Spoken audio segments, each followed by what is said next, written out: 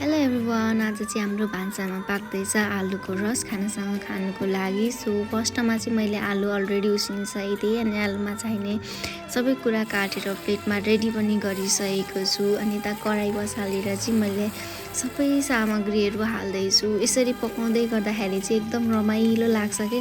अनि आगोमा पकाउनु पनि रमाइलो हुन्छ, तर धुवा अलिकति बेसी हुन्छ र मात्रै। अनि आगोमा पकाएको खाना चाहिँ एकदमै मनपर्छ, मिठो पनि हुन्छ होइन। हजुरहरूलाई कस्तो लाग्छ? मलाई चाहिँ एकदमै मनपर्छ। अनि यसरी आगोमा बसेर पकाउँदाखेरि चाहिँ सानो छँदाको याद आउँछ क्या। मम्मीहरूले पकाउनु भएको, मामा घरमा पकाउनु भएको, आमाको छेउमा बसेर चुल्हामा भात सब्जी पकाएर तिनीहरू खाने गर्थ्यौँ होइन। त्यो पलहरूको चाहिँ साह्रै याद आउँछ क्या। अनि अहिले फेरि ग्यासको सर्टेज पनि छ नि त होइन। अनि ग्यासको अभियान पनि चलिरहेको छ। गाउँघरमा त दाउराहरू हुन्छ र चुल्हामा खाना पकाइन्छ। अनि हजुरहरू चाहिँ कसले अहिले चुल्हामा खाना पकाउँदै हुनुहुन्छ त?